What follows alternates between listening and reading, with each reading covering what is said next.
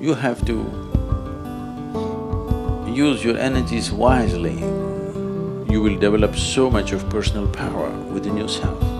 You walk like a king because the power within you makes you walk like that.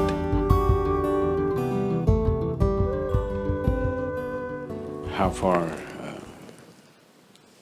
a human being goes in this life, materially, spiritually, or in whatever dimension, essentially depends on with how much energy he can crackle. Yes. There's a whole lot of people with lots of energy, but there is no wisdom or the necessary systems within themselves to transform this energy into a kind of a personal power. Power is not about somebody else, power is about you. How much of a potential power you are determines the intensity and profoundness of your life and how effective you will become in your life, in whatever area we choose to operate.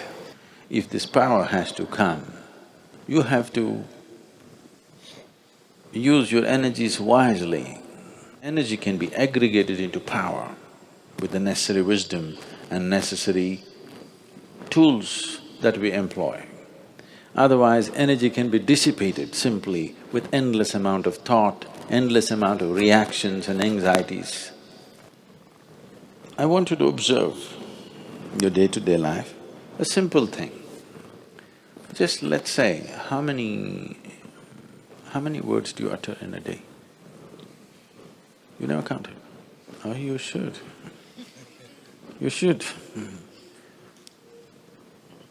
Just make an estimate tomorrow, from morning to night, how many words you utter. Day after tomorrow, cut it by 50% and say the same things. You're not cutting off communication with people.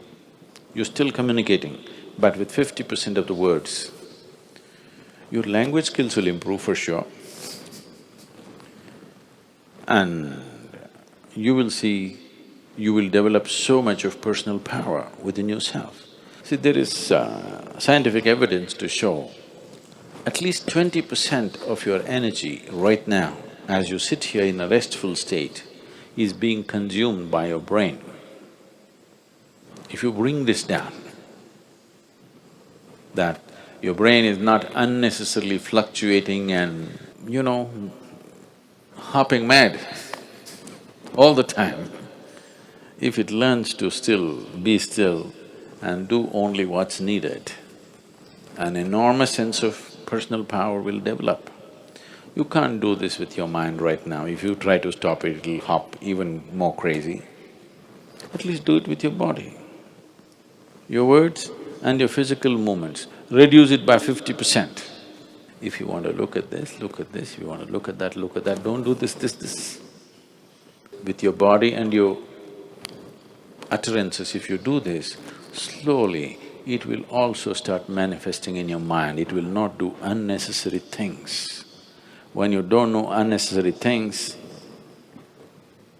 the energy that you have slowly transforms itself into potential power. So in developing this, the asanas that you practice, the Surya Namaskar that you do, if you're doing, or whatever other kriyas and other things that you do, is essentially to develop this power. This should not be dissipated in unnecessary action. Right now you cannot curtail the number of thoughts you're having in your mind. That also can be, if you just bring in a reverberation within you, a simple mantra. If this is going away crazy, simply chant for some time, create a certain reverberation. You will see it will generate enormous amount of personal power. Without this power within you, you will not break through dimensions of life. Life, right now, for most people,